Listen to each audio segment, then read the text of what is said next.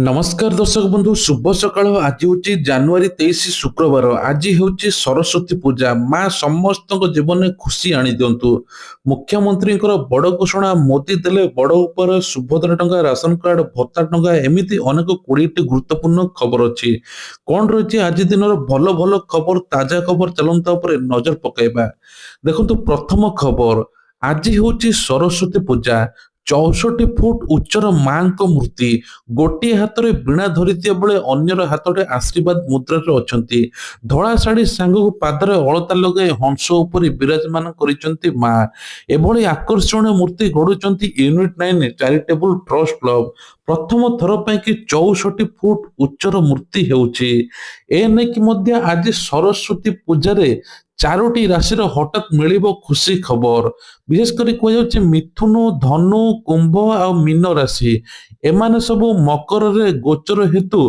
Base भल विशेषकर मंगलवार मंगल राशि परिवर्तन पर मिथुन राशि अत्यंत शुभ अच्छी सहित मीन राशि पंचम घरे मंगल गोचर हेतु छात्र छात्री बहुत खुशी खबर आज 5 घंटा अत्यंत खुशी खबर ये 4टी राशि मिल आपण राशि कौन निश्चित कमेंट माध्यम जनातु प्रथम खबर आसंता जनवरी 26 तारिख में सरकारी छुट्टी थिबारु मुख्यमंत्री जन अभियोग शुणाणी बंद रहिबो साधारण दिवस उपलक्षे सरकारी छुट्टी थिबारु आसंता सोमवार दिन बा जनवरी 26 रे मुख्यमंत्री जन अभियोग शुणाणी बंद रहिबो विशेषकर जो माने पंजीकरण करचंती आगामी दिन रे आसी मध्य साधारण संपादक विभाग पक्षरु आसी कांटेक्ट करि परिबे निजर जहा रजिस्ट्रेशन करथिले परिचय पत्र धरि आसी सीधा अभियोग शुणाणी तारीख रे पहुंचे तो विशेषकर यही 26 तारिख बंद रहे बोली घोषणा परवर्ती खबर हूँ जनवरी 24 रे एबे राज्यव्यापी बस धर्मघट हेबो विशेषकर कह आगामी काली बस चलिबो नाही पूर्वर संघर कर्मकर्ता माने कटक स्थित राज्य परिवहन कर्तृपक्ष एसटीए कार्यालय कमिशन सहित आलोचना करते आरटीओ ओएस आरटीसी प्रतिनिधि को नहीं जिला स्तर कमिटी गठन पर निष्पत्ति होता राज्य सरकार द्वारा क्लब रु एबे सब जिले में विशेषकर धर्मघट चलियो बोली कह नाही नथिबा असुविधा मध्य होई पारे यात्री माने हैरान मध्य होई पारंती मुख्यमंत्री बस सेवा को विरोध करी एही धर्मघट डाकरा देछि विशेषकर कह प्रशासन प्रतिक्रिया मिलिया पर धर्मघट संपर्क चूड़ांत निष्पत्ति ग्रहण करा जिवो जदि दाबी पूर्ण न हुए शनिवार ठारू सारा राज्य में घरोई बस चलाचल बाधा प्राप्त होबार संभावना रही बोली मालिक संघ एपटे कहते जहाँफल हजार हजार यात्री सम्मुखीन हो पारती ता सहित आउ गोटे बड़ खबर अच्छी प्रकृत में एटी आम बस रे सरकार कहते महिला माने एथर चलाइबे एने कि सरकार कहते पुणे को जिबे 20 जन महिला जहाँफल से आम बस चलाचल करेंगे परवर्ती खबर रही सुभद्रा टंका को लेकिन बड़ अपडेट आसंता काली सुभद्रा टंका मिल पुणी थे बोली तेज कह गत काली सुभद्रा टंका महिला मानक मिलला जो मानक एपर्यंत मिलनी 24 घंटा है सुभद्रा टंका आसनी से 48 घंटा भितर अपेक्षा करने को पड़े कह 4,57,000 ऊर्ध्व हिताधिकारी आकाउंट को गला सुभद्रा टंका एका संगे 10,000 टंका मिली डबल खुशी मिली प्रथम द्वितीय किस्त बाद पड़ता 2,55,000 हिताधिकारी को टंका जाइए हिताधिकारी माने एकाथरे 2टी किस्त 10,000 टंका प्रदान कर मुख्यमंत्री अभियोग शुणाणी किछि 24,000 हिताधिकारी माने सुभद्रा टंका सामिल होते किंतु टंका पाई नथिले तांकर मध्य सुभद्रा टंका मिली बोली आज बड़ सूचना मिली परवर्ती खबर मुख्यमंत्री एबे बड़ घोषणा करिसंती राष्ट्रपति द्रौपदी मुर्मू ओडिशा आसुचंती फेब्रुआरी 2 तारिख रे 5 दिनिया गस्त करी आसिबे तेबे कह 2 तारिख रु भुवनेश्वर पहुंची रात्रि यापन करिवे 3 तारिख रे फकीरमोहन यूनिवर्सिटी समावर्तन उत्सव रे जोग देबे 4 तारिख रे जाजपुर मां बिरजा दर्शन करिवे 5-6 तारिख रे मयूरभंज जिले में एकाधिक कार्यक्रम रे जोग देबे बोली मुख्यमंत्री बड़ घोषणा करिसंती परवर्ती खबर रही एबे बढ़िला मासिक भत्ता ଗ୍ରାମୀ ରକ୍ଷୀଙ୍କର ମଧ୍ୟ ଏବେ ଭତ୍ତା ବୃଦ୍ଧି କରିଛନ୍ତି ମୁଖ୍ୟମନ୍ତ୍ରୀ। ବଡ ଉପହାର ଦେଇଛନ୍ତି ଗ୍ରାମ ରକ୍ଷୀ ମାନଙ୍କୁ। ବିଶେଷ କରି 1800 ଟଙ୍କା ପୂର୍ବରୁ ତାଙ୍କ ଭତ୍ତା ଥିଲା, ଏବେ ଗ୍ରାମ ରକ୍ଷୀ ମାନେ 2500 ଟଙ୍କା ଭତ୍ତା ପାଇବେ। ଏହି ନିଷ୍ପତ୍ତି ଦ୍ୱାରା ଗ୍ରାମ ରକ୍ଷୀଙ୍କ ଆର୍ଥିକ ସ୍ଥିତିରେ ସୁଧାର ଆସିବ ବୋଲି ଆଶା କରାଯାଉଛି। ଏହା ସହିତ ଗ୍ରାମ ରକ୍ଷୀ ମାନେ ସପ୍ତାହରୁ ଥରେ ସେମାନେ ଯେଉଁ ଥାନା ଅଧୀନରେ କାର୍ଯ୍ୟ କରୁଥିଲେ ସେଠାକୁ ଯାଇ ଉପସ୍ଥାପନ ଦେବା ପାଇଁ ପଡିବ। ଏହି ବ୍ୟବସ୍ଥା ଦ୍ୱାରା କାର୍ଯ୍ୟ ପରିଚାଳନା ସମନ୍ୱୟ ଅଧିକ ସୁଦୃଢ ହେବ। ଗ୍ରାମାଞ୍ଚଳରେ ଶାନ୍ତି ଶୃଙ୍ଖଳା ରକ୍ଷା ଏବଂ ଅପରାଧ ଚିହ୍ନଟ ପୋଲିସକୁ ସହଯୋଗ କରିବାର ଗ୍ରାମରକ୍ଷୀ ମାନଙ୍କ ଅତ୍ୟନ୍ତ ଭୂମିକା ଗୁରୁତ୍ୱପୂର୍ଣ୍ଣ ବୋଲି ମୁଖ୍ୟମନ୍ତ୍ରୀ କହିଛନ୍ତି। ପରବର୍ତ୍ତୀ ଖବର ହେଉଛି ମହିଳା ଚଳାଇବେ ଆମ ବସ୍। ତେବେ ଏ ନେଇକି ରାଜ୍ୟର ବାହାରକୁ ଯିବେ 20 ଜଣ ମହିଳା, ତାଲିମ ମଧ୍ୟ ନେବେ। ବିଶେଷ କରି ଆମ ବସ୍କୁ ନେଇ ବିଭିନ୍ନ ପ୍ରକାର ଦ୍ୱନ୍ଦ୍ୱ ସୃଷ୍ଟି ହଉଥିଲା। କିଛି ଲୋକ କହୁଥିଲେ ଆମ ବସ୍ କାହାକୁ ମାନୁନି। ଆଗାମୀ ଦିନ ରାଜ୍ୟର ମହିଳାଙ୍କୁ ସୁରକ୍ଷିତ ଯାତ୍ରା ସାମ୍ପ୍ରତିକ ପରିସ୍ଥିତିରେ ପରିବହନ ବିଭାଗ ବଡ ନିଷ୍ପତ୍ତି ନେଇଛି, ଯାହା ଫଳରେ ଏଥର ତାଲିମ ନେବେ ମହିଳାମାନେ, ଆମ ବସ୍ ମଧ୍ୟ ଚଲାଇବେ। ତେବେ କୁହାଯାଉଛି ଏଥର ଆମ ବସ୍ ଏଥର ଖାଲି ଇଭିରେ ଚାଲିବ। ବିଶେଷ କରି ଯୋଉଗୁରା ଅଧିକ ବର୍ଷ ହୋଇଗଲାଣି ତାକୁ ସ୍କ୍ରାପ ପାଇଁ ପଠାଯିବ, କାରଣ ପ୍ରଦୂଷଣ ଯୋଉ ଭଳିଆ ବ୍ୟାପୁଛି ସେ ନେଇକି ସରକାର ବଡ ନିଷ୍ପତ୍ତି ମଧ୍ୟ ନେଇଛନ୍ତି।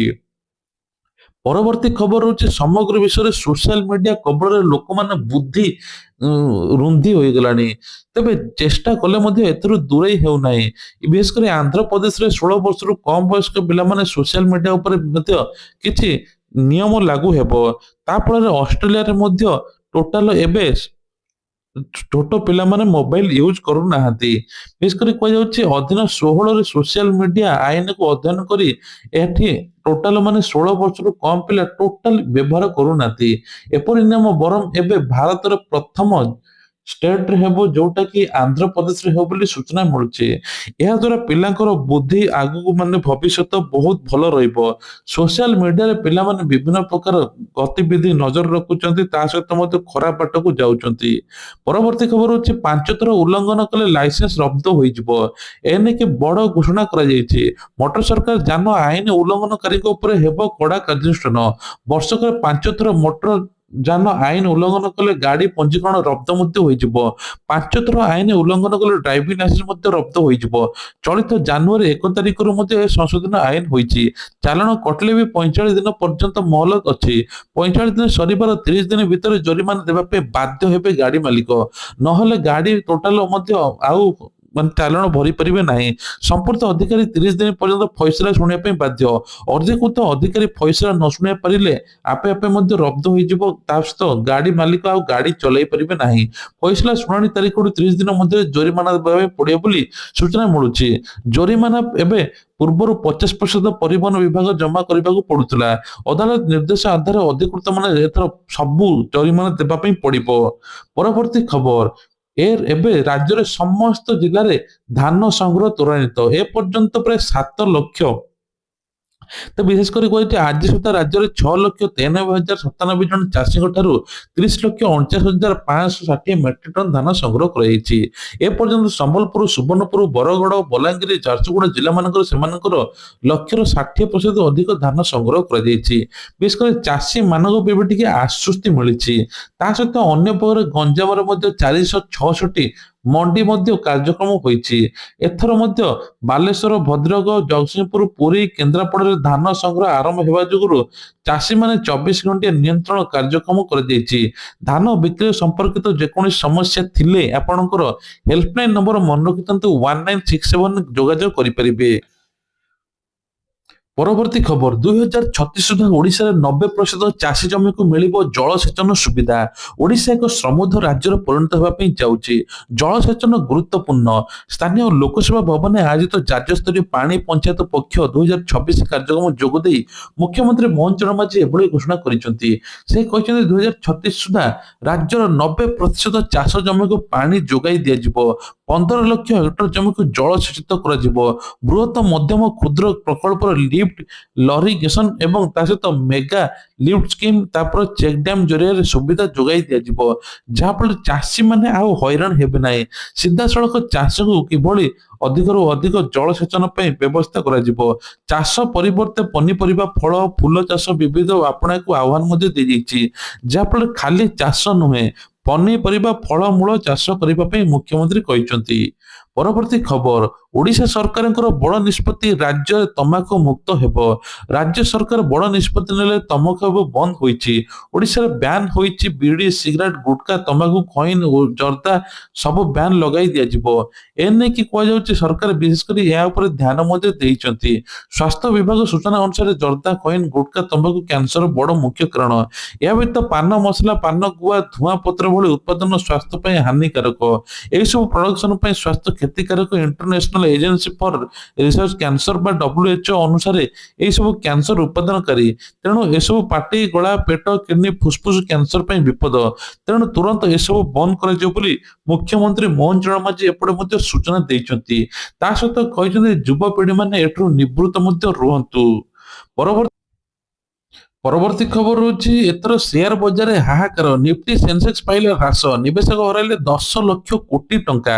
ସେନ୍ସେକ୍ସ ଓ ନିଫ୍ଟି 1% ହ୍ରାସ ପାଇ ବନ୍ଦ ହୋଇଛି। କାରବାର ବେଳେ ନିଫ୍ଟି 25,200 ଖସି 4 ମାସର ସର୍ବନିମ୍ନ ସ୍ତରରେ ପହଞ୍ଚିଗଲା। ଏହି କାରଣରୁ ନିବେଶକ ପ୍ରାୟ 10 ଲକ୍ଷ କୋଟି ଟଙ୍କା କ୍ଷତି ସହିଛନ୍ତି। ଗ୍ଲୋବାଲ ଟ୍ରେଡ୍ ଉତ୍ତେଜନା ଏବଂ ତୃତୀୟ ତ୍ରୈମାସିକ ପରିମାଣରେ ମିଶ୍ରିତ ଫଳାଫଳ ବିଦେଶୀ ନିବେଶକଙ୍କ ଲଗାତାର ବିକ୍ରି ବାଜାର ଉପରେ ଚାପ ପକାଇଛି। ସେନ୍ସେକ୍ସ ମଧ୍ୟ 1,065 ପଏଣ୍ଟ ହ୍ରାସ ପାଇଛି। ବିଶେଷ କରି 10 ଲକ୍ଷ କୋଟିର ଲସ୍ ହୋଇଛି ବୋଲି ସୂଚନା ମିଳିଛି। ଇତିହାସରେ ରେକର୍ଡ କରିବେ ଅର୍ଥମନ୍ତ୍ରୀ ନିର୍ମଳା ସୀତାରମଣ। ନବମ ବଜେଟ୍ ଏବେ ହବ ଫେବୃଆରୀ ମାସରେ। ବିଶେଷ କରି ସ୍ୱାସ୍ଥ୍ୟ ବିଭାଗ ଉପରେ ଗୁରୁତ୍ୱପୂର୍ଣ୍ଣ ଏବଂ ବଡ଼ ଚ୍ୟାଲେଞ୍ଜ ମଧ୍ୟ। ତା ସହିତ ସ୍ମାର୍ଟ ଟିଭି ଏବଂ ସ୍ମାର୍ଟ ଇଲେକ୍ଟ୍ରୋନିକ ଜିନିଷ ମଧ୍ୟ ସବୁ ବଢିଯିବ ଆଗକୁ। ବିଶେଷ କରି କାର ଏବଂ ଫୋର ହ୍ୱିଲର ମଧ୍ୟ ସବୁ ଆଗକୁ ବଢିବ ବୋଲି ସୂଚନା ମିଳୁଛି। କିଛି ଦିନ ଆଶ୍ୱସ୍ତି ମିଳିଥିଲା ବଜେଟରେ ପୁଣି ପରିବର୍ତ୍ତନ ହେବ। ଅଷ୍ଟମ ବେତନ କମିଶନକୁ ନେଇକି ବଡ଼ ଉପହାର ଦେଇପାରନ୍ତି। ତେବେ କୁହାଯାଉଛି ଏଥର ଲକ୍ଷ ଲକ୍ଷ ଚାକିରିଆ ଅପେକ୍ଷା କରିଛନ୍ତି କେବେ ବଢିବ ଅଷ୍ଟମ ବେତନ କମିଶନ। ସେଇଟା ବଢିଲେ ଆପଣଙ୍କର 18,000 ଟଙ୍କା ଦରମା ଏକା ସାଙ୍ଗରେ 50,000 ରୁ 54,000 ଟଙ୍କା ବଢିଯିବ। ଯାହାଫଳରେ ଆଶ୍ୱସ୍ତି ମିଳିବ ଏଥର କେନ୍ଦ୍ର କର୍ମଚାରୀଙ୍କୁ। ସେପଟେ ସ୍ୱାସ୍ଥ୍ୟ ବିଭାଗ ବା ମେଡିସିନ ଯୋଉଙ୍କର ସବୁ ଏମର୍ଜେନ୍ସି ମେଡିସିନ ବା ରେଗୁଲାର ମେଡିସିନ ତାର ଦର ବଢିବ ବୋଲି କିଛି ସୂଚନା ମିଳୁଛି। ଏପଟେ ଅପେକ୍ଷା ହୋଇଛି ବଜେଟ 2026କୁ। ଏନେଇ କୋଟି କୋଟି ଲୋକ ଅପେକ୍ଷା କରିଛନ୍ତି। ତା ସହିତ ଇତିହାସ ରଚିବେ ପ୍ରଥମ ଥର ପାଇଁ କି ଅର୍ଥମନ୍ତ୍ରୀ ନିର୍ମଳା ସୀତାରମଣ। ପରବର୍ତ୍ତୀ ଖବର, ବିଶେଷ କରି କୁହାଯାଉଛି ଏଥର ମୁଖ୍ୟମନ୍ତ୍ରୀ କହିଛନ୍ତି ଯେ ସମସ୍ତଙ୍କ ପାଇଁ ଲାଗୁ ହେବ ଏହି ନିୟମ। ତେବେ ଓଡ଼ିଆରେ ଏବେ ଚାର୍ଟ ହେବ ବାଧ୍ୟତାମୂଳକ। ଖାଲି ଖଣ୍ଡଗିରି ନୁହେଁ, ପ୍ରତିଟି କ୍ଷେତ୍ରରେ ଏବେ ଓଡ଼ିଆରେ ଲାଗୁ ହେବ। ବିଶେଷ କରି କୁହାଯାଉଛି ଯେକୌଣସି ଜାଗା, ଦୋକାନ, ବଜାର, ଗଳି କନ୍ଦି, ସରକାରୀ କାମ ସବୁକିଛି ଓଡ଼ିଆରେ ଲେଖା ହେବ। ଓଡ଼ିଆ ଅସ୍ମିତା, ଓଡ଼ିଆକୁ ପ୍ରାଧାନ୍ୟ ଦିଆଯିବ। ବାହାର ଷ୍ଟେଟ ମାନଙ୍କରେ ଯେପରି ନିଜ ଭାଷାକୁ ପ୍ରାଧାନ୍ୟ ଦିଆଯାଉଛି, ସେଭଳି ଓଡ଼ିଶାରେ ମଧ୍ୟ ଓଡ଼ିଆରେ ଏଥର ପ୍ରାଧାନ୍ୟ ଦିଆଯିବ ବୋଲି ସରକାର କହିଛନ୍ତି। କୌଣସି ଜାଗାରେ ଇଂଲିଶ ଲେଖାଯିବ ନାହିଁ। ଯଦି ବି ଲେଖାଯାଇଛି ଉପରେ ଓଡ଼ିଆ ଲେଖାଯିବ ବୋଲି କୁହାଯାଉଛି। ଦରଖାସ୍ତଠୁ ଆରମ୍ଭ କରି ସରକାରୀ କାର୍ଯ୍ୟ ମଧ୍ୟ ଓଡ଼ିଆରେ ହେବ। କିଛି କର୍ମଚାରୀଙ୍କୁ ମଧ୍ୟ ତାଲିମ ଦିଆଯାଉଛି ଓଡ଼ିଆରେ କିଭଳି ଆଗକୁ ଅଫିସ କାମ କରିବେ। ପରବର୍ତ୍ତୀ ଖବର ହଉଛି ସିଏମ କିଷାନ ଟଙ୍କାକୁ ନେଇକି ବଡ ଅପଡେଟ। ସିଏମ କିଷାନ ମଧ୍ୟ 2,000 ଟଙ୍କା ଆସିବ। ପିଏମ କିଷାନ ମଧ୍ୟ 22ତମ କିସ୍ତି ମିଳିବ। ସେପଟେ ପ୍ରଧାନମନ୍ତ୍ରୀ ମୋଦି କହିଛନ୍ତି ଯୋଉମାନେ 21ତମ କିସ୍ତି ପାଇନାହାନ୍ତି 21, 22 ଦୁଇଟି କିସ୍ତି ପାଇବେ ଏକା ସାଙ୍ଗରେ 4,000 ଟଙ୍କା। ତା ସହିତ ସିଏମ କିଷାନ ମଧ୍ୟ 2,000 ଟଙ୍କା ମିଳିବ। କିଛି ଲୋକଙ୍କର ଆର୍ଥରିକ ରହିଯାଇଥିଲା କାହିଁକି ନା ସେମାନେ ଇକେୱାଇସି କରିନଥିଲେ। ତୁରନ୍ତ ଜନସେବା କେନ୍ଦ୍ରକୁ ଯାଇ ଇକେୱାଇସି କରେଇ ନିଅନ୍ତୁ, ଯାହାଫଳରେ ଆପଣଙ୍କ ଟଙ୍କା ସିଧା ଆସିବ। ଏସଏଚଜି ମହିଳାଙ୍କ ପାଇଁ ବଡ ଖୁସି ଖବର। ଏସଏଚଜି ମହିଳାକୁ ଏବେ 10 ଲକ୍ଷ ଟଙ୍କା ମିଳିବ ବିନା ସୁଧରେ। 10,000 ଟଙ୍କା ଲେଖାଏଁ ପ୍ରତି ଏସଏଚଜି ମହିଳା ପାଇବେ। ତା ସହିତ ମଧ୍ୟ ବିଶ୍ୱକର୍ମା ଯୋଜନାରେ ଯୋଉ ମହିଳା ମାନେ ତାଲିମ ନେବେ, ସିଲେଇ ତାଲିମଠୁ ଆରମ୍ଭ କରି ଯେକୌଣସି ତାଲିମ ନେବେ ତାଙ୍କୁ ମଧ୍ୟ ପ୍ରୋତ୍ସାହନ ରାଶି ମିଳିବ। ଖାଦ୍ୟ ଯୋଗାଣ ମନ୍ତ୍ରୀ ଏବେ କୃଷ୍ଣେନ୍ଦ୍ର ପାତ୍ର କହିଛନ୍ତି ରାସନ କାର୍ଡରେ ମଧ୍ୟ ଏବେ 1,000 ଟଙ୍କା ମିଳିବ। ତା ସହିତ ମଧ୍ୟ ନୂଆ ରାସନ କାର୍ଡ ଏବେ ବଣ୍ଟନ କରାଯିବ। କିଛି ହିତାଧିକାରୀ ମାନେ ଏପର୍ଯ୍ୟନ୍ତ ରାସନ କାର୍ଡ ପାଇନାହାନ୍ତି, ଯୋଗ୍ୟ ବିବେଚିତ ହେଲେ ତାଙ୍କୁ ରାସନ କାର୍ଡ ପ୍ରଦାନ କରାଯିବ। ତା ସହିତ ପୁଅ ମାନଙ୍କର ରାସନ କାର୍ଡ କଟୁ ନଥିଲା ବୋଲି କୁହାଯାଉଛି, ସେମାନେ ଆଡ ହେଇପାରିବେ। ମହିଳା ମାନେ ଯୋଉମାନେ ଝିଅ ମାନେ ବିବାହ କରିଛନ୍ତି ତାଙ୍କର ରାସନ କାର୍ଡ ସେମାନେ ଆବେଦନ କରିପାରିବେ। ପରବର୍ତ୍ତୀ ଖବର ରହୁଛି ଏସବିଆଇ କାର୍ଡ କଣ ପାଇଁ ବଡ ଖବର। ଏବଂ ଯଦି ଏସବିଆଇ କାର୍ଡ ଏଟିଏମ ରୁ ବାରମ୍ବାର ଟଙ୍କା ଉଠୁଛନ୍ତି, ଆପଣଙ୍କୁ ଯେତେ ଟଙ୍କା କଟୁଥିଲା ତାଠୁ ଅଧିକ ଟଙ୍କା ଏବେ ଦେବା ପାଇଁ ପଡିବ।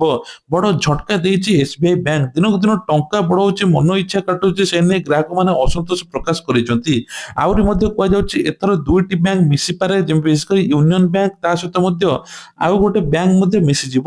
ଯାହାଫଳରେ ପ୍ରଥମ ଥର ପାଇଁ କି ବଡ ଲାର୍ଜେଷ୍ଟ ବ୍ୟାଙ୍କ ହୋଇଯିବ ସେଇ ବ୍ୟାଙ୍କ। ବିଶେଷ କରି କୁହାଯାଉଛି ଏସବିଆଇ ଏବେ ଦ୍ୱିତୀୟରେ ପହଞ୍ଚିବ। ଇଏ ଥିଲା ଆଜିର ଦେଶ ବିଦେଶ ରାଜ୍ୟର ଖବର। ଯଦି ଖବରଟି ଭଲ ଲାଗିଥାଏ ନିଶ୍ଚୟ ଲାଇକ୍ କରିବେ, ଚ୍ୟାନେଲରେ ନୂଆ ଥିଲେ ସବସ୍କ୍ରାଇବ କରିବା ପାଇଁ ଭୁଲିବେ ନାହିଁ। ଜୟ ଜଗନ୍ନାଥ।